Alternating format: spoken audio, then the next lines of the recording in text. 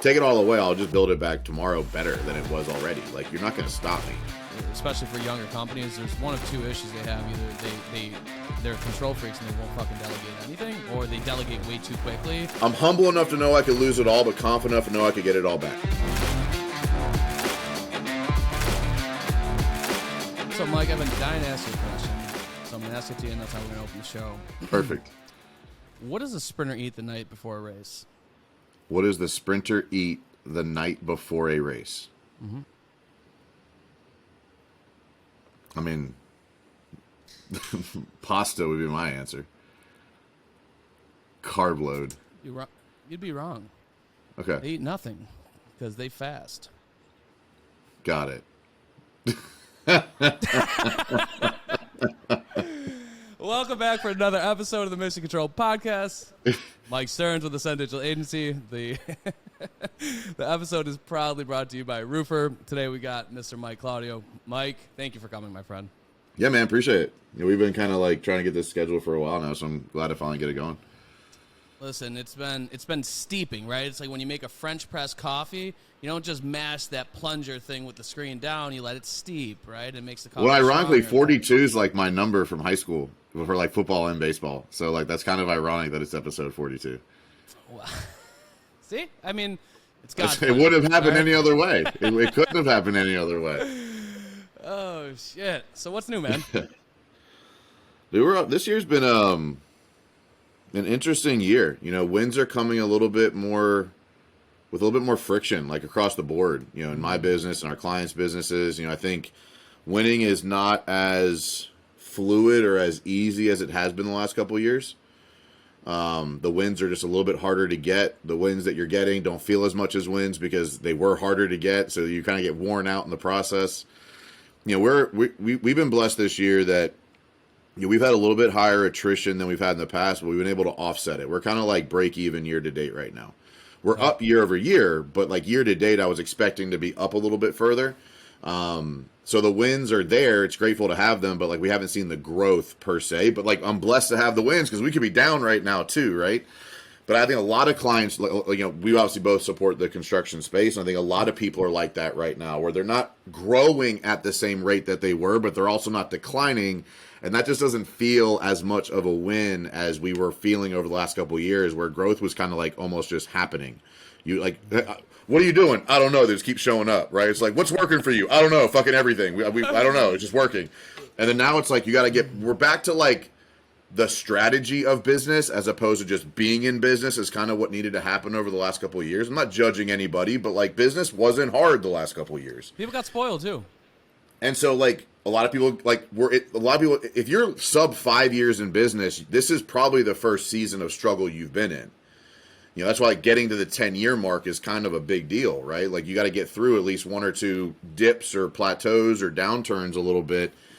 And there's just so much new in the market that we've never had to strategize around before. Things like AI, things like social media, things like, consumer intelligence and consumer research has never been higher. I think there's so much going on right now with, people getting, we'll say misleading information from different outlets. And, it's not even politically. It's just like in general. It's like, what do you believe? What's real? But I know what's real. Fucking grocery bills up. I know like gas bills up. I know my electric bills up. I know cost of acquisition of clients is up. I know, profit, like, everything is in a unideal position right now. And you can't pinpoint exactly why. So you can't strategize what to do next. You're kind of just taking the waves on the helm of the ship and just doing what you can to maintain head in the right direction. Yeah, there's a lot to unpack. There's a lot to unpack there. Yeah. All right, I got my work. But that's what's new. That's what's new this year is like you actually have to be good at business right now. Right. And I'm not judging people, but like most people, just having a website and having an email and having a phone number was enough. Now you have to lead a higher team. You have to hold the standard. You have to have layoffs. You have to make sure. I made a post about this week. Like employees, not just business owners, but employees are in for a rude awakening too, because the majority of, I think, compensation rates were inflated over the last couple of years to attract or gain or keep people. And now you're overpaying for the value of a position. And like, you might get laid off and not be able to find a job making that 60 or 70 grand a year because you're only actually worth 45. And that's just a rude fact. Like, there's no nice way to tell you you're being overpaid for the value you're bringing. But I think there's a lot of employees right now that feel like they're worth 50, 60, 70 grand, or built a lifestyle based on 60 to 80 grand. And they're not, the position they're in, at least, is not delivering enough value to be worth that. That's a fact. And I mean, you hire people, I hire people, folks watching this have hired people. And Yeah. I mean, some of the applicants that you get in the sense of entitlement, that just screaming from their resume and what their demands are, it's like, you got to be fucking kidding me. But even like just 5 to 6 years ago, like you were a really great carpenter making $25 to $30 an hour. Now that's almost base pay rate, right? And like, that's just not, you can't pay a laborer 60 plus grand a year and think that you're going to be able to keep profitability inside your business. Like, it's just hard. Not that it's impossible, but it's hard.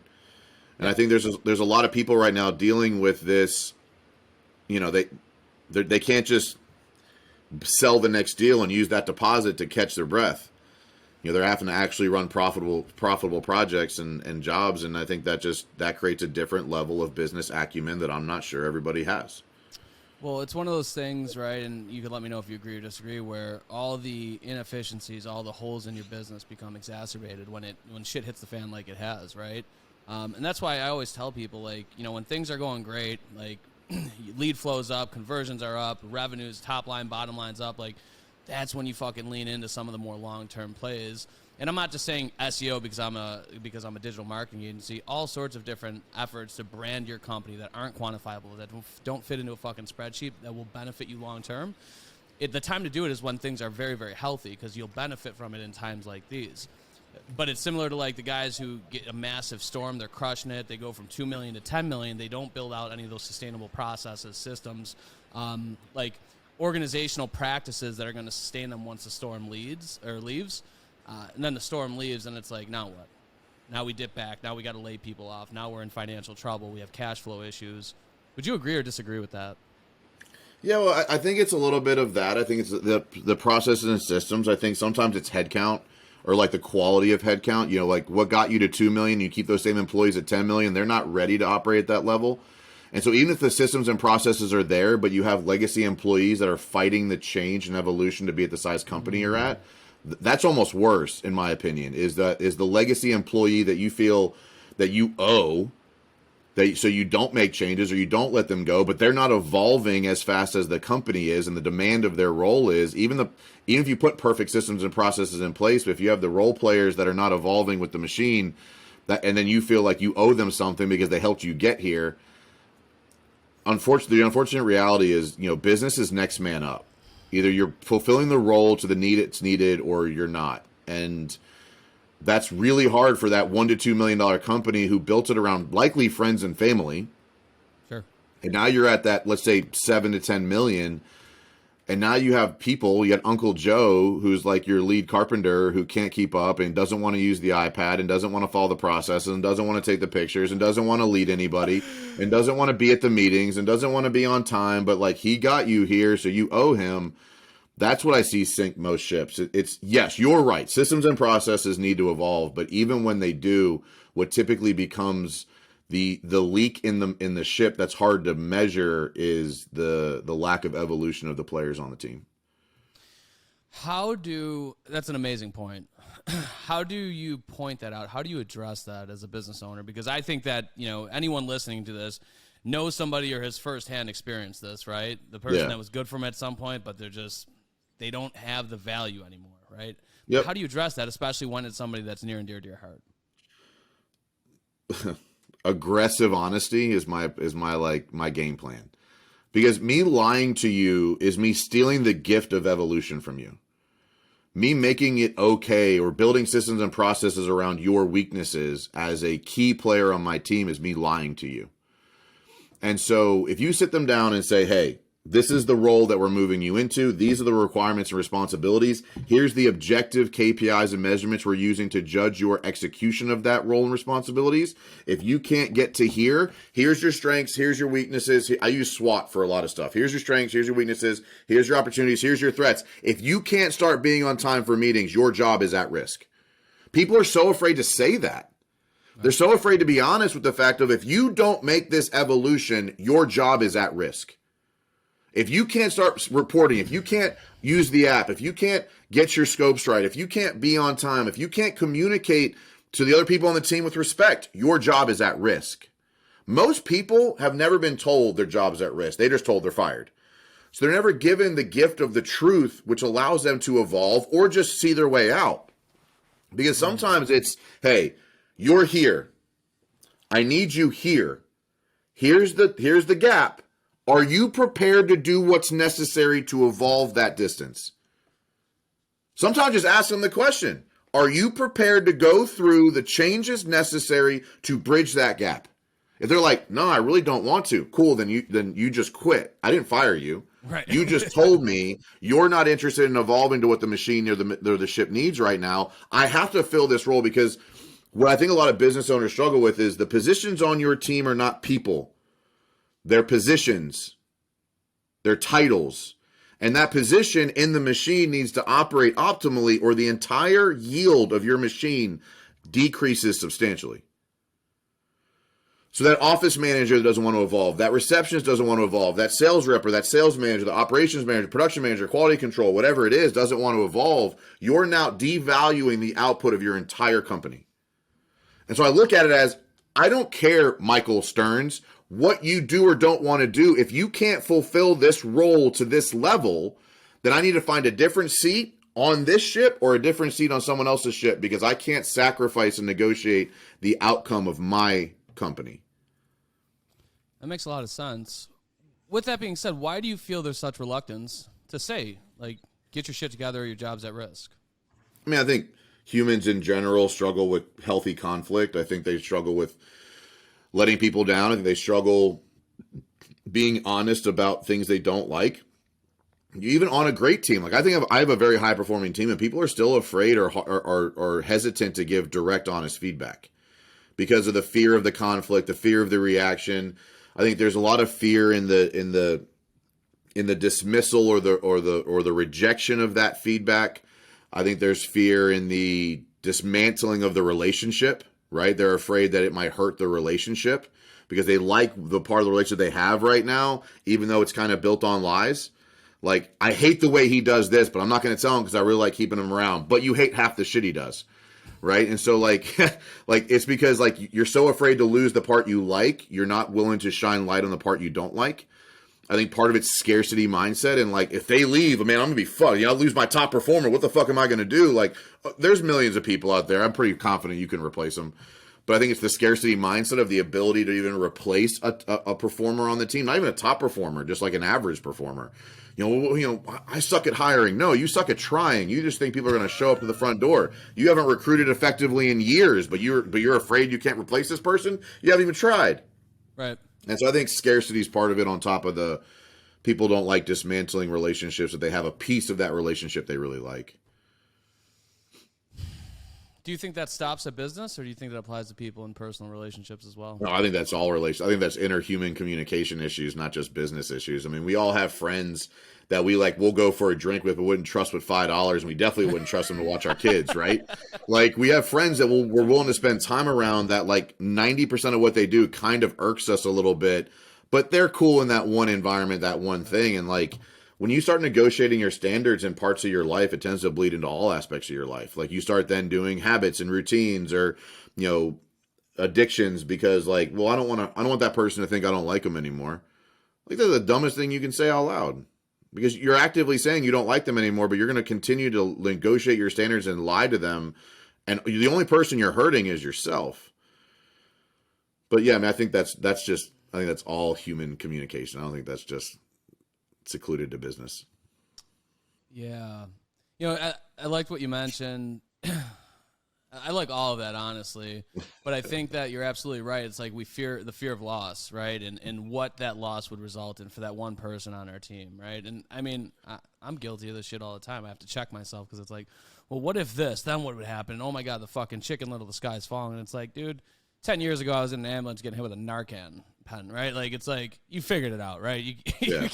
You figured that shit out. You'll figure out replacing somebody. Like, you know, nothing's that serious. You know, it'll be fine. No, like, business is not complicated. It's not easy, but it's simple. And people try to overcomplicate the shit out of it by making it harder for themselves because they're afraid of having direct and real conversations. Like literally, like you could take everything away from me and I'd build it back tomorrow somehow. Because I would, because I'm resilient, I have survival, I have grit, I have the discipline, I have mental toughness. Like, take it all away, I'll just build it back tomorrow better than it was already. Like, you're not going to stop me. But I'm not unique in that. Most people have the ability. I think so many people are so afraid of, I'm going to use falling off the wagon as the analogy here, but like that doesn't come with addictions, it's with life. Like you're on a journey, you're on the Oregon Trail. When you fall off the fucking wagon and get bit by the snake, you don't go back to the start of the trail. You start again right where you are with all the lessons you've learned. So most people, if I took everything away from you, you would build it back better tomorrow. Because you wouldn't make all the mistakes you made. Because most people are sitting in a machine in a business that they knowingly are running incorrectly because of previous mistakes they've made that they're afraid to fix the right way. So having a clean slate to start over tomorrow is actually probably easier. But people are so afraid to give themselves permission to say, take it. I have enough confidence. It's like I can't remember who I heard this from, but it's like, I'm humble enough to know I could lose it all, but confident enough to know I could get it all back. Like, you're just not, like, that's how I operate. Like, take it. I could build it back better tomorrow. And because everything's out to get you. If you're in business, everything is out to get you. Especially when you start building something that's like notably growing, right? People come out of the woodwork when you start getting some winning in sales, their hand right? in their pocket. And so, like, but like consumers, vendors, suppliers, government, employees, everybody's out to win. Yeah. And you have the ship that's carrying the gold, so of course they're going to come at you, especially if you're winning publicly. Like, it's hard. I'm not famous by any means, but like I've got plenty of friction in my life too. Sure. Because I've built something consistently over years that people are having a hard time finding a weakness in. Like, I am actually real. I am actually what people say I am. I am actually do what I say I'm going to do. Like, I am actually a good person. And people just can't, like, some people just have a really hard time accepting that. Yeah, we could dive deep into that one. We'll save that for another podcast. I got a lot of fucking thoughts on that topic. Yeah. So where do these, the perseverance, the ability to persevere, being resilient, right? That honey badger type shit, as I call it, where it's like unrelenting tenacity and fucking attacking what, you want to be yours and what you want to come to fruition. Like, where does that come from? I mean, part of it I would say is in my genetics. So my grandfather was an immigrant with a third grade education. He came to America and put 4 kids through college. And so I think like part of it was just the environment of, I don't care how hard you have it, shut the fuck up and get back to work.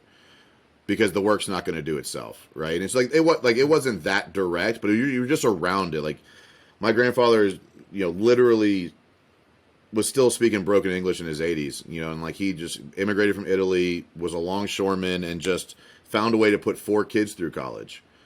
And I mean, obviously 30 years ago, 40 years ago, putting kids through college is not what it is today, but in his time, like, that was still a rare occurrence. So like, he financed 4 kids through college with a 3rd grade education.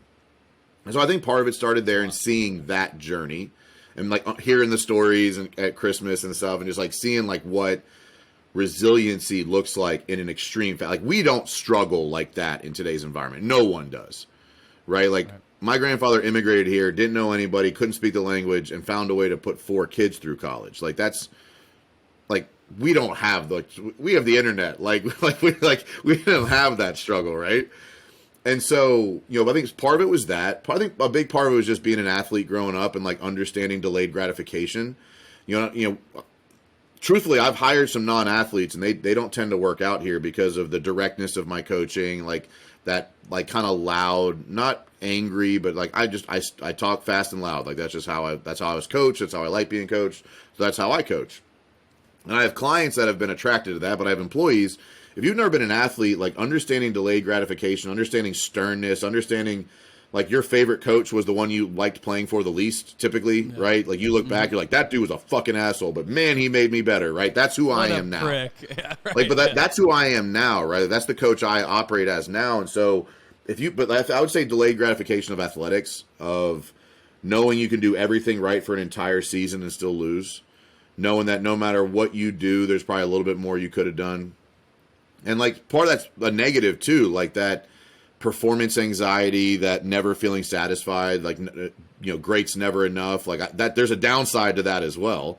It's not all beneficial, but I think, going through that, and like I've been through some, like I went through an obesity issue. Like I was 330 plus pounds for a season of my life. And like coming back from that and getting back in shape was a journey, and being willing to just like, I have the ability to make a decision and then like, that's just final. Like I'm going to change. I struggle sometimes getting to that decision, but once I make the decision, you're not going to stop me. Like there's nothing you can do. There's nothing that can happen.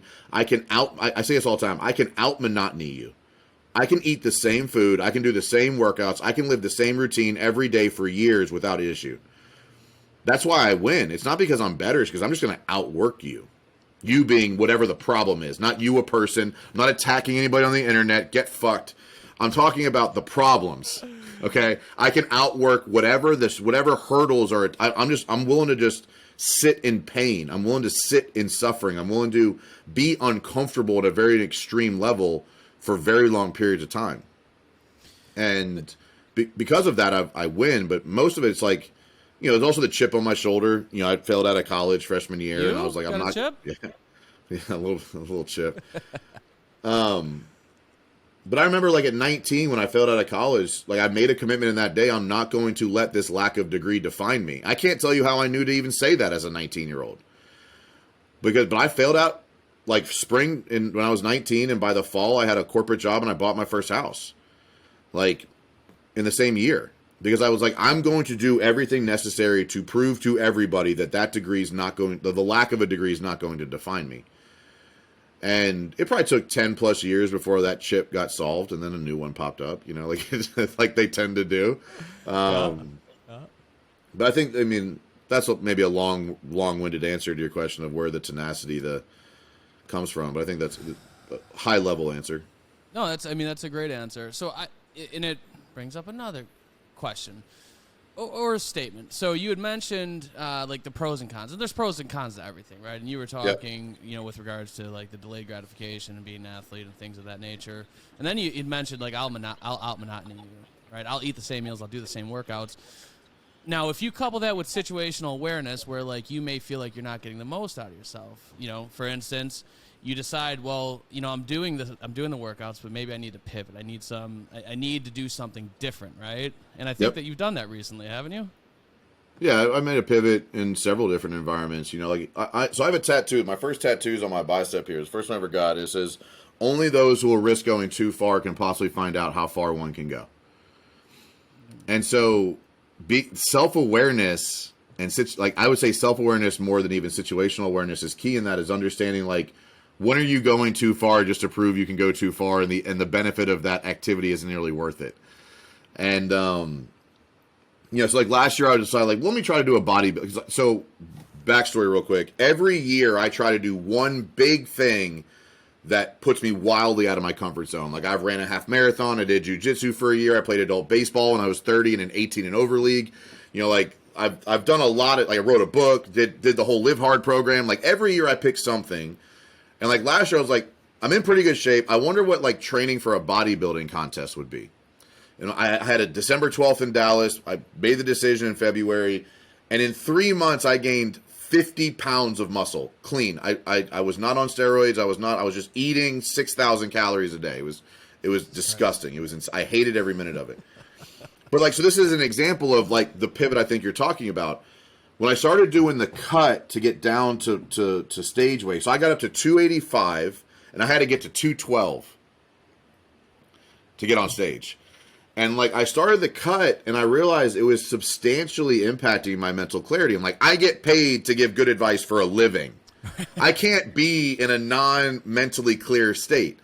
And I was like, look, I know for me, I could execute this bodybuilding contest and probably win, but I would sacrifice the 4 most important things to me right now: my wife, my kids, my health, and my business. All 4 of those would suffer to accomplish this thing. I've gone too far. It's not worth it. And that's where I pivoted back, right? And then we moved last year, and I put in a garage gym, and I was going through the motions, but I wasn't like part of working out for me is getting out of my comfort zone. Well, I realized I was just kind of doing what I liked doing, and it was working, and I was losing weight, but I really wasn't like enjoying the exercise. So I hired a trainer. Now I go to him.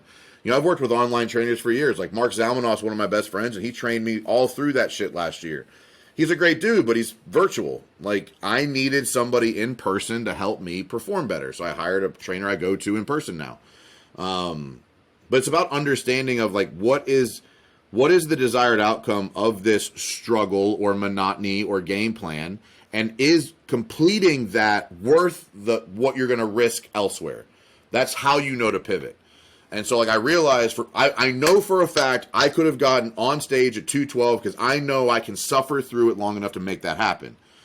What I also knew was my relationship with my wife, my relationship with my kids, my relationship with myself, my relationship with my business would all suffer to accomplish that.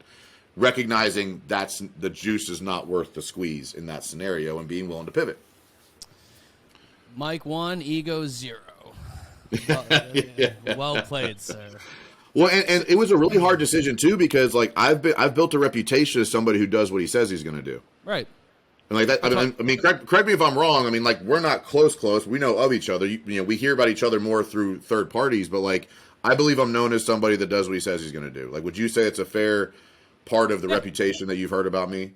Yep. And so I believe that to be true as well. And so it was a really hard decision for me to back out because I'm like, is this starting to chip away at my reputation? And I was like, yes, to an extent, but I think it's also a sign of maturity in me saying I'm doing it for the right reasons. I'm not quitting.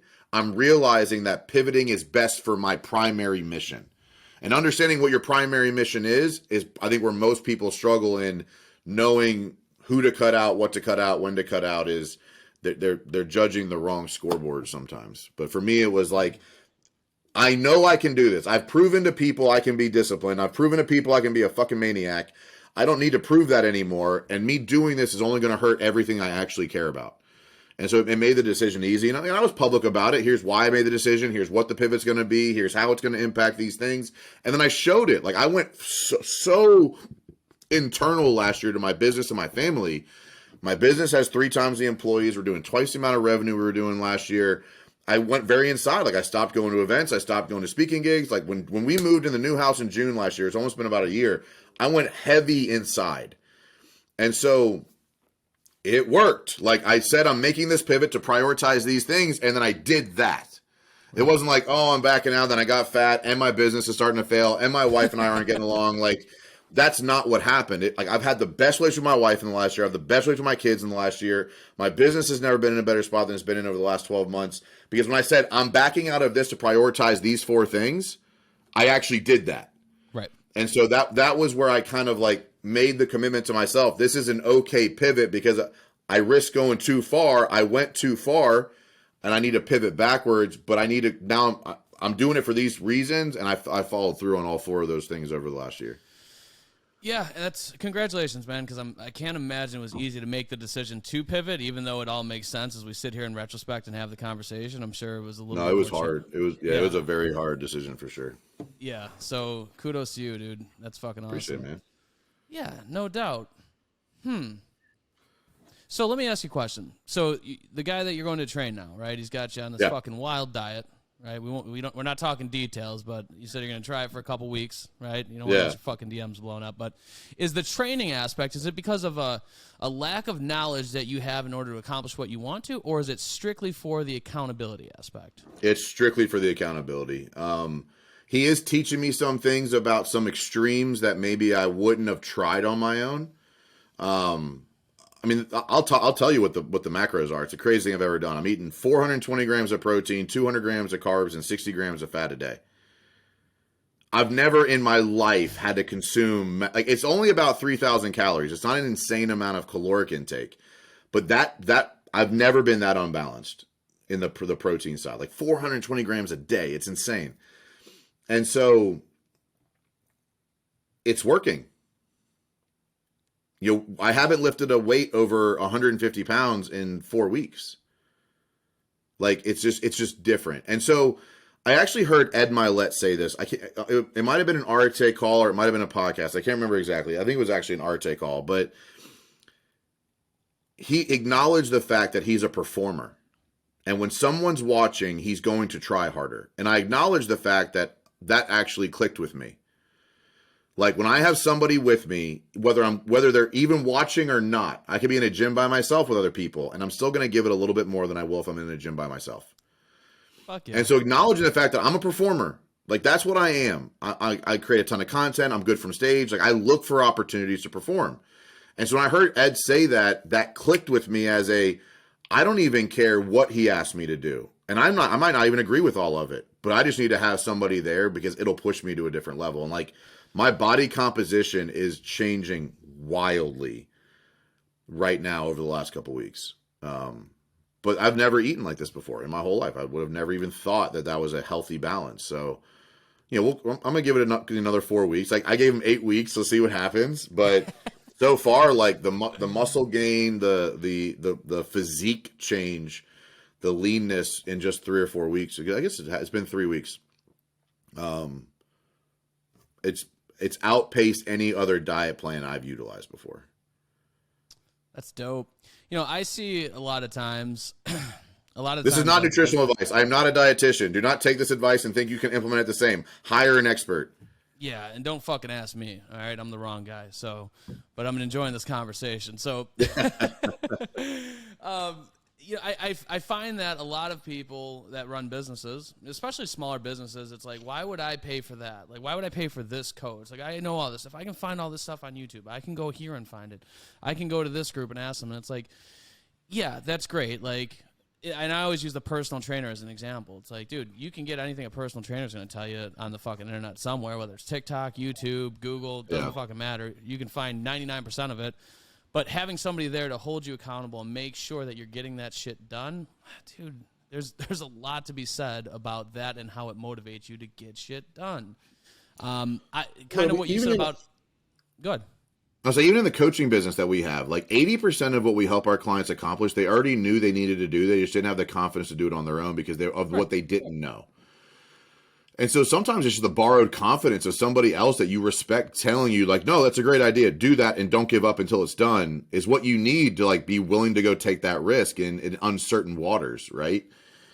And so like lifting lighter weights and eating insane amount of protein, I would have never trusted myself to do because I didn't know I just wouldn't have known it would work for me or not. So having somebody who, has the background, has the experience, has the testimonials, like he has enough track record for me to say, I'll listen for a period of time to see what this does. Aggressive accountability is what we offer. And most of it's just helping you do the thing you said you knew we were supposed to do anyway, but were afraid to take action on. Yeah. I'm fucking. Our number one core value at Ascend is accountability, and it's accountability. Like I need to be accountable to my employees, to myself, to my team members, to my clients, and like everyone within our ecosystem needs to be the same fucking way. And when people try to skirt accountability, it drives me fucking crazy. It's like my biggest pet peeve. So the aggressive accountability thing, and like I love that, right? I love that concept, and a lot of people need it, right? And do you find that some folks initially are turned off by that? I mean, I think I put out the answer is yes, but then they just don't reach out, right? Like my content is a pre-filter to people from reaching out. Like if you talk to somebody about me, if you watch my content, if you talk to one of our clients, like if you're not interested in accountability, you just don't reach out to WinRate Consulting. Like that's just not what you do. And so I think it does rub some people the wrong way, and good, because I don't want you signing up with a misconception of what you're about to get. What I have found is most CEOs, even of small businesses, are the most successful person they know.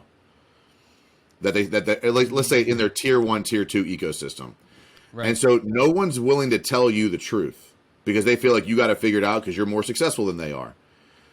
And like I coach people, I've had clients anywhere from $500,000 in revenue to 80 million in revenue. Like, my typical client right now is between like 5 and 20 million. So they're actually doing more revenue than I am. Like we'll probably do 3 to 4 million this year. Like that's where I'm at. But I have no problem telling them where the fuck they're messing up because that's my job. I'm right. Hired to help be that person who's willing to tell them the truth because most aren't. And so even in your world, Michael Stearns, if you tell your employees hold me accountable, they won't. because they don't know what their role is. They don't know what's allowed. They don't know. They assume that they assume you've got it figured out. So if you're doing something wrong, there must be a good reason for it. And so, like, even people that are around you, if you're the most successful person, you're the biggest fish in your pond, they're not going to assume you need the help. They're not going to assume that you're not doing something with intentionality. They're going to assume you're smarter than me, so you must know more than me, so who am I to say something? So that's when I just kick my legs up and smile, right? Yeah, and then you just keep going what you're doing and see what happens. See what, yeah, nailed it.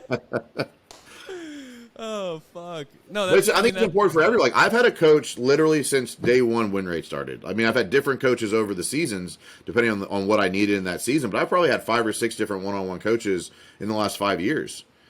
And I hired them each with a very specific desired outcome. And I think everybody needs somebody to checks and balance them, because your team and your family is not that person. That's not the role they're supposed to carry.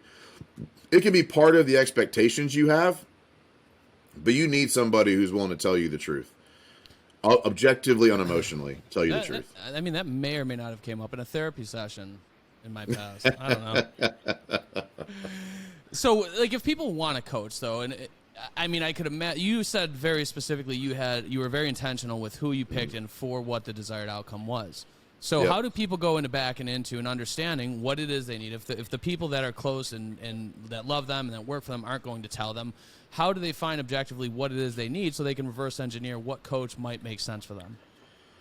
So I think it's very similar to how we talked about earlier about telling an employee where they are compared to where they need to be and understanding that bridge. I think it's the self-awareness of, my business is outpacing my evolution, and I don't know what the gap is, but I know this is where I want to be.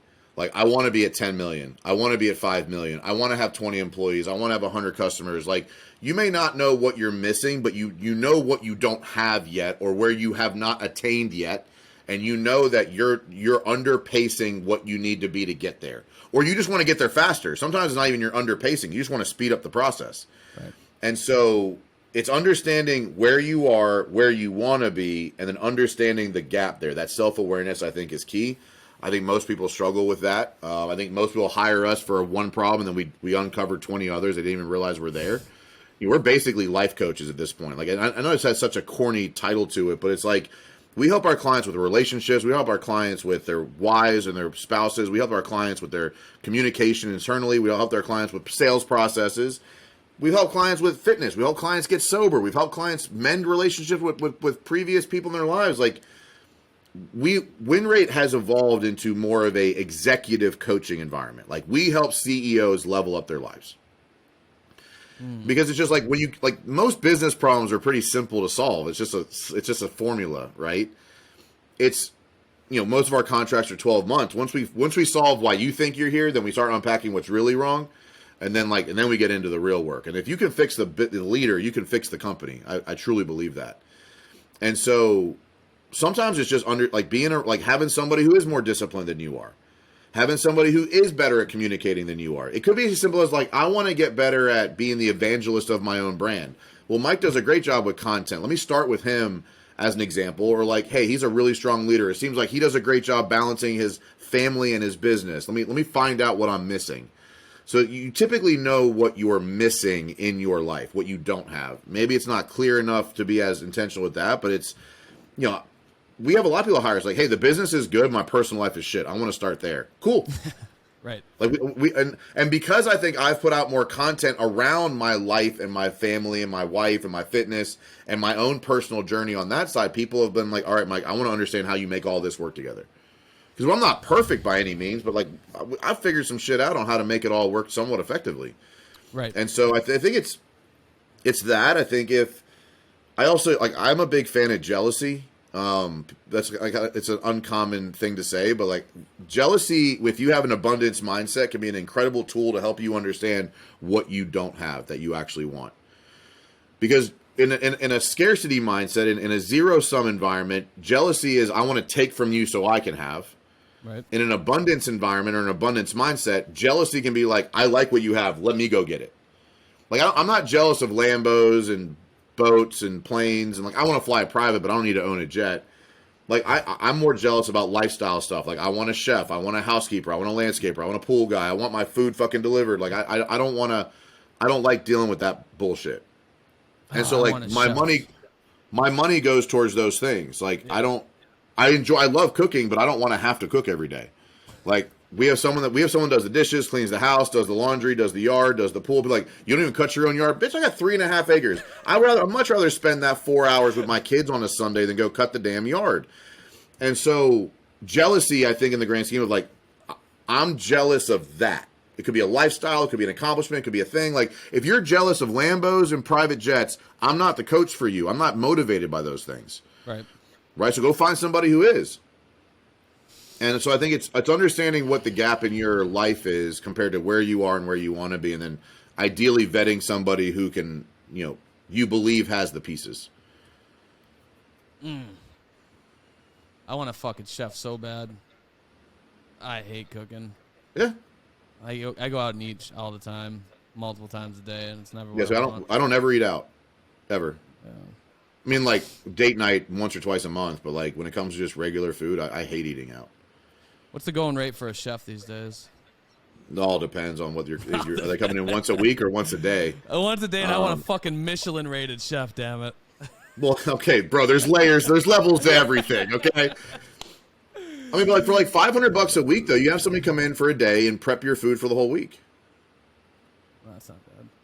No, it's not. Like in the grand scheme of how many hours that gives me back in my week. Like, I read this. The way to determine whether or not you should outsource or delegate something. It's if you can get it done for 25% of what you make per hour. So you make $100 an hour. If you can get it done for $25 an hour or less, you should delegate or outsource it. Because your time is best suited making that whatever amount of money you make per hour. So if you can get it done for 25% of what you pay yourself or what you make, what you bring in. So if you're only getting paid $25 an hour, $5 an hour ain't going to get you that much. Right. You paying yourself $500 an hour, $100 an hour can outsource a fuck ton of stuff. Yeah. It's I do an exercise with people too, like when I bring them on as clients, and it's kind of along that vein because what I find is, especially for younger companies, there's one of two issues they have: either they're control freaks and they won't fucking delegate anything, or they delegate way too quickly and they don't cash flow enough and they're not profitable enough to be taking the hats off. So for the guys that like hang on to the vines, like you start breaking down where you're spending your hours in the day and like. What do you value your time at? What is your time worth, right? And not what the IRS says your time's worth. Like, what is your time worth if you put a dollar amount on it? And like, you start reverse engineering. It's like, fuck yeah, you should hire this. You should probably do this because by our math, you're losing like $300,000 a year in your time, $200,000 a year. It's a lot of money. Spend $50,000 and plug that hole, and that boils down to 25%, ironically. But I think it also comes down to what you're going to do with that additional time. Like you had mentioned, like you're spending that time with your kids. You're not mowing the 3.5 acres, right? You're spending that with your family. I think that's really important. If you're going to go sit at the bar, I don't know, is that productive? I mean, I've had my own ups and downs with alcohol, but there's never once I look back and was grateful that I was out drinking. Yeah. I mean, like I enjoyed it. I mean, look, it's all everything's good in the proper moderation for what the season can allow. And so when your business is going through massive growth and your family's all over the place and your wife's doing her thing and the kids are like, you can't be off kilter for an hour or two a day when you're trying to wake up in the morning because you're a little hungover. And at a certain age, 1 or 2 drinks fucks up your morning. It doesn't take much. Okay. It just doesn't take much. Look, I've done 75 Hard a couple times. I've done the whole Live Hard program. And like you take a break from alcohol for 75 days, you find a level of mental clarity you didn't know was there. And it's really hard to go back. It's like anything else. Like you drink really good wine, it's hard to go back. Good bourbon, hard to go back. Good steak, hard to go back. Good cigars, hard to go back. Great sex, hard to go back, right? Like same thing with mental clarity. Like once you bridge a certain level, it's really hard to like allow yourself to underperform what you know you're capable of. And so certain seasons are just, alcohol's not, for me at least, is not part of the equation. I'm in the middle of several really big things right now. Like really fucking big. And some of them are good and some of them are bad, but they all need my undivided full potential perspective. Like I can't have a day off right now. I can't be 70% of my capability because like there's some shit right now that's like, it's coming at me. and like good and bad, big things good and big things bad, right? Like potentially, but like it all needs my best. Sure. And so like this season right now, just alcohol just isn't needed, because if I can, when I overcome and as I work through these things, I'm gonna be on a new level in the next 12 to 18 months. And like that deserves every bit of my attention. So like habits are a big part of like adjusting to work out differently. I know when I'm really pushing myself in the gym, I tend to work better. I just know that. And so hiring this trainer was timely for not just in my own life, but in what's coming in my life. I have to be as prepared as possible to overcome the things that are in front of me right now. We have an app coming out that I've put like over 6 figures into, that's for our client base. I have a new partnership that I'm working on. I have some stuff going on with some attorney stuff. It needs my best.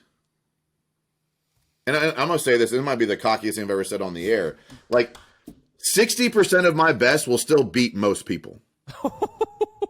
And I know that. Yeah.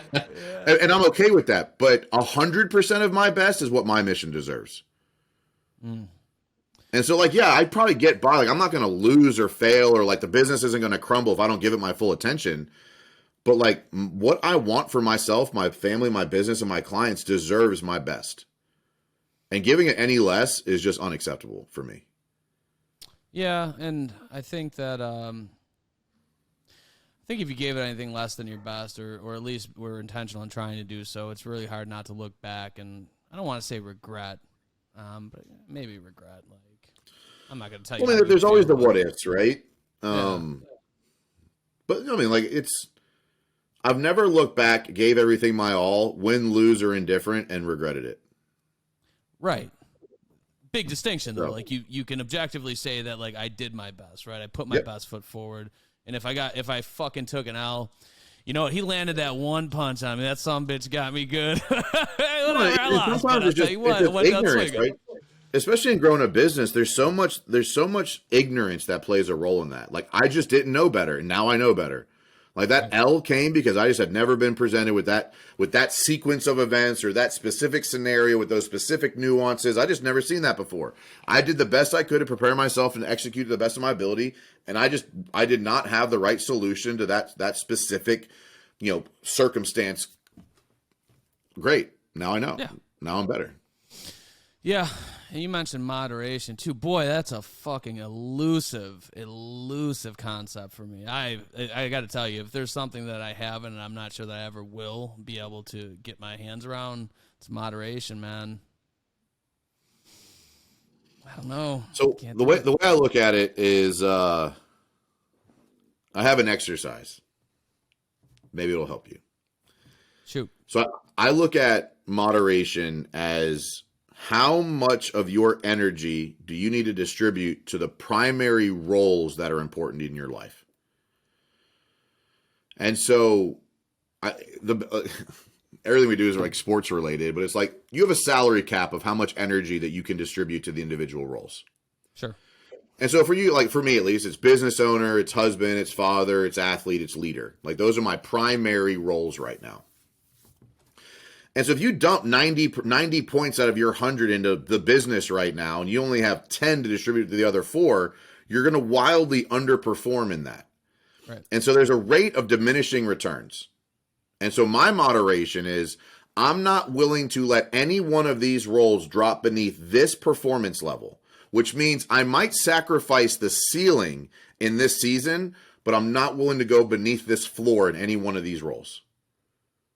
Like, I'm not willing to be a disengaged parent or to be able to be a better athlete. Like, that's why there's 75 hard is like, sometimes it's right, sometimes it's not, because to do 75 hard, that means I have to drop below my minimum requirements as a father.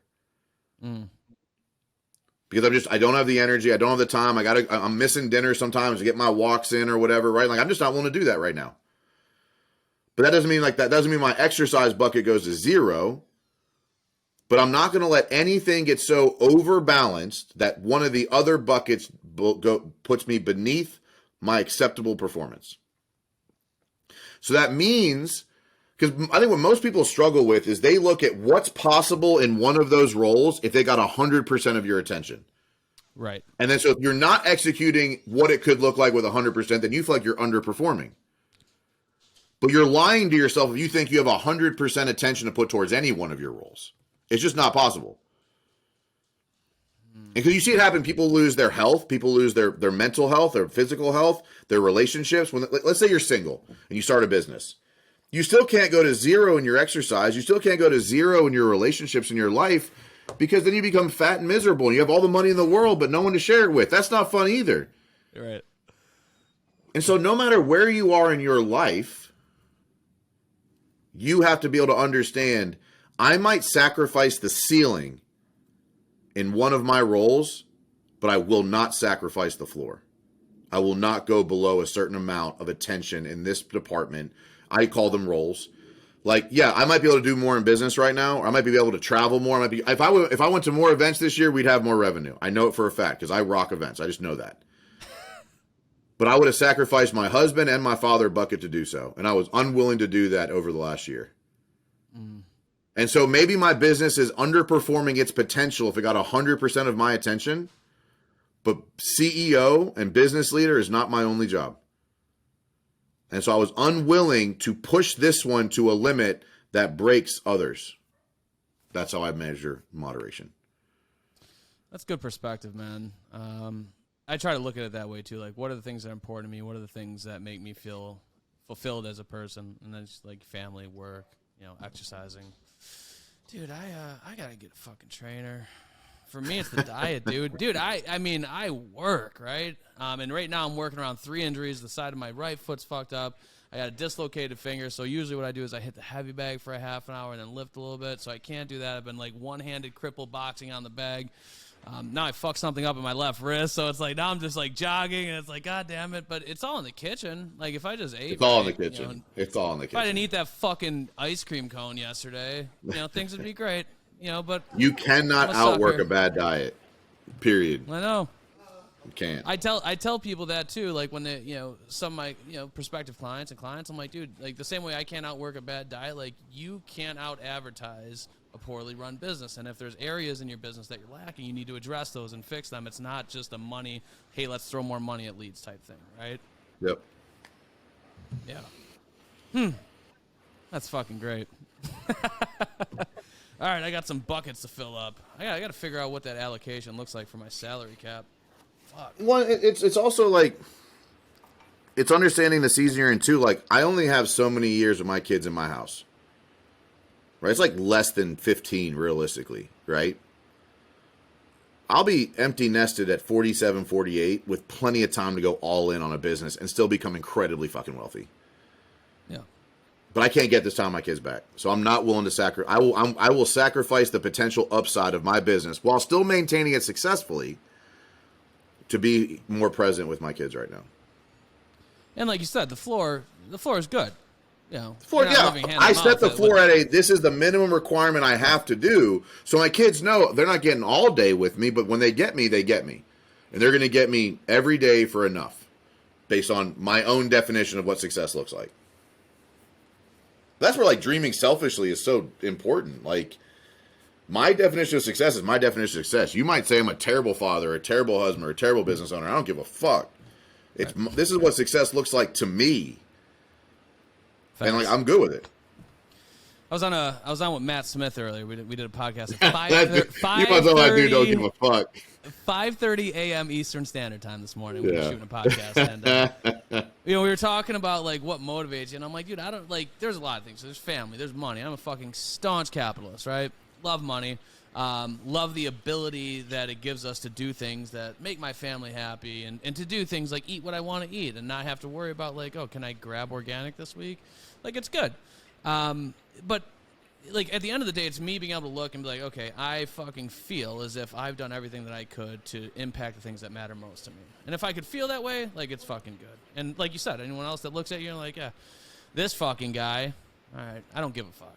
It's all good. Like, do you, homie? Do you? Yeah. I mean, that's a whole nother episode, I think, as well. Oh, we got a lot of episodes coming up. It's gonna be fucking lit. Oh man. So, what else? What else do we got? We got anything else? I don't know You got what else. questions What for else me? you want? Not really. Come on, dude. Do people normally ask you questions? You've got amazing lines of inquiry. All right. So fucking shoot some questions. You I don't mean, have to shoot like- questions. That's fine. What are you most excited about for this year? We're going to keep this Stearns thing going. I got a baby boy being born November 26th, approximately. So I won't Yeah, I be at get it. RoofCon. All right? Won't be at RoofCon We'll hold it this down year. for you. I'll wear the stupid outfit for you this year. First of all, the fucking outfit is amazing. I'm still getting DMs to this day about the fucking orange spacesuit. Oh, that was a fucking debacle last year, but we made the best of it, and I had a lot of fun. Made a lot of good relationships, too. You hit several hurdles last year for sure. Yeah. So I'm super excited about that. Our team is growing. Client base is growing. The brand is growing. One of the things that I've been very intentional about in the last 6 to 12 months has been less Mike Stearns, more Ascend. Transitioning the personal brand into the business, right? Because at some point, who gives a fuck about Mike Stearns? Whatever, right? He's the face of the brand. He's this, he's that. But I want the same brand equity for Ascend, so I've been working on that, which has been a lot of fun. It shines some light on some things as well. Opportunities for growth as a person. Right? Stop. Don't be a control freak. Pass things. Yeah, so good. So I mean, got a lot of work to do, right? On myself, on the business, and just really trying to enjoy every step of it because the journey has been fucking exciting, to say the least. So No, that's definitely embrace that's a cool transition for sure. So I guess what's one of the biggest issues your clients are dealing with right now? I mean, because we're in a similar boat. So what are you hearing? What are you seeing? What's one of the biggest challenges that you're coaching your clients through? Yeah, so right now, depending on the market, I'm in Florida, I'm down in Tampa, and I got a client down here, and they're on pace probably to do around 20 million. They did 12 last year, 4.5 the year before that. So objectively, things are great. But pace has slowed down a lot in the last 30 days, and it's uncovered some issues. And these are growing pains, right? That you probably don't have in that $5 to $8 million range. That as things grow to scale and positions evolve and the need for people in different positions, and like you said, legacy employees and processes that don't scale, you take a look at these things and it's whatever. There's a lot of different things that can kind of go awry in that equation when you have that many variables. But lead flow has slowed down, for sure. For sure. So we're working through that. We uncovered actually that there was an issue with one of the systems. It wasn't one of our systems, but it was a Zap that was connected to a calendar that was connected to the CRM that was misfiring so that the leads weren't coming through. Luckily, clients proactive. We were proactive in addressing it and helping them through it. So now the fucking leads are coming through. Fantastic. Because what's worse than leads slowing down is the leads that are coming in aren't fucking actually getting to you. Problem. That type of stuff. Then we have I work with a lot of guys in retail, and it's I'm fucking screaming stop booking your guys out. Their full week out with appointments that you give them. Make them work for some. If we got teenagers and we're paying them to do chores, make sure they're doing their fucking chores for the allowance. Right? Yeah. Canvassing around the projects that they're signing and that they're going to. Working. I'm a big fan of earned company provided leads for sure. Yeah, the problem is that my guys, they're not going to do it. They're bullshit. It's all about the expectation. It's where relationships flourish and fail. I say it a million times. And if you set the expectation that you're going to fucking hand them everything, of course they're going to be entitled. Of course they're not going to be keen on going out there and grinding because you've got them loaded up with 3, 4, 5 appointments a day. Why would they follow up? They got 5 fresh ones tomorrow. Take the easy pickings, cherry pick them, and fucking move on. And you're literally lighting your money on fire. So it's got to be viewed as a benefit, a perk of working for a good company, not an entitlement. And that happens kind of from the top down. So that's something that seems to be a perpetual battle. Yeah, no, it's definitely a challenge. I'll keep beating the drum. Any other questions for me today, sir? Any other questions for you? What inspired the inception of WinRate Consulting? I have pondered that before, and I never asked you. So I was sure how far back I want to go. So I got into the construction industry out of corporate America and with really no experience. And I came into a position on a team. I was basically head of sales and marketing for a remodeling company and then a roofing company. And I helped both those companies grow, pretty well, and learned a lot. And just started getting a lot of questions from people. How did you do this? How would I do this? So people just started asking questions, and I would just start helping them because I like helping people. I love helping people. And so in 2017, I just I don't want to say coached, people reached out for advice. I gave them advice. They did it and it helped them. And I helped a couple companies grow by 7 figures by just giving them advice. And I'm like, I really need to find a way to monetize this. And so in 2018, I basically, I tested out a strategy with one of my employees. So I was running a roofing company. I was one of the leaders. I was over sales and marketing. And I had a new rep start, and I was like, let me see if I can coach him to success. And he started in 2017. I think in 8 months, he did 250 grand in sales. And going into 2018, he did 250 in the first quarter based on me coaching him, in a different way. Less accountability, more proactive coaching, right? I was still evolving it. I was a player coach. One of the hardest things to do in sales is be a player coach. I had my own pipeline of clients. And I had a 7-person sales team. It fucking sucks. Right. But I was like, okay, I did it. It worked. I'm showing massive results with it in a short amount of time. Basically built the LLC, went to my immediate network of people in Charlotte and was like, hey, I think I can coach you through this. These are the expected results you might be able to see in the next 90 days. What would you be willing to pay for that? And that's where it started. And I've just made an impact with one conversation since, and evolved and changed and made different decisions along the way, but that's how it started. So the evolution of, you said that WinRate is more of a C-suite life coach, level up your fucking life type shit, right? Yep. And, is that something that just came out of your willingness and ambition to help people in addition to things that you were coaching them through? Yeah, because when I first started, even the Big Stud podcast was the Big Stud sales podcast when I started, because I was all about sales. Sales and sales leadership is my background. That is the core of my experiences in sales and sales leadership. So my first couple clients, I was specifically being hired just to help them with sales. And then they start you start getting when people start to trust the advice you get, and they start asking you about other shit. Well, I realized over the course of the last, the first 2 years, I was doing more conversations about not sales than sales. So we kind of dropped the sales side of the podcast. We stopped promoting ourselves as just sales coaches, more business coaches. And we, it just, when you start getting results and the advice you give starts working in other avenues, you just start getting more questions. Because I truly believe business is not complicated. It's not easy, but it's not complicated. And you can solve problems typically pretty quickly if you know what you're talking about. And then it's okay, now I want to dig into this other shit that actually really matters to me. And you start working on fitness or mental health or discipline or structure or time management, task management, anxiety, relationships, kids, time, all the shit. And so it just evolved over time of I've had some clients for over 3 years. And you just run out of business shit to talk about because it just starts working. Right. But they like the advice and they like having the objective accountability. And so you just start working on other things. So kind of, yeah. You run out of shit. No, I was very interested in that because, we kind of, I've always been the person that's I'll do whatever I can to help out my clients, right? And you can ask me anything, and I'll be the first one to tell you there's a fucking ton of shit that I don't know anything about, and I'll wave the white flag and be like, you should fucking talk to somebody else about that.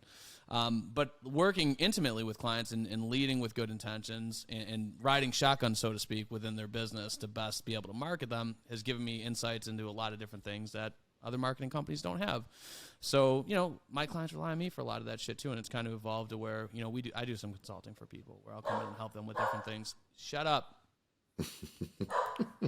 Outside of the Google ads or their website or the SEO. And it's a lot of fun, and it feels good for people to look to you to be a strategic partner, right? That shit is really fulfilling when people are like, hey, I got a question about this. I know it has nothing to do with what you're doing, but can you help us with this? I'm like, huh. Unfortunately, I can't because I got no fucking idea, but I got someone that you should call. Yeah. So, all right, fantastic, dude. Well, this was amazing. I am incredibly grateful to have finally sat down with Mike Claudio for 60-some minutes, right? Yep. 64 minutes and 11 seconds. We'll cap it at. There you go. This is fantastic. And I'm grateful for the audience for sitting here and just listening to my bullshit yet again. Y'all the real MVPs. And again, shout out to Roofr. If you guys aren't working with Roofr, make sure if you need measurements, proposals, instant estimator, link in the comments. Go ahead and tell them Mike's. We go.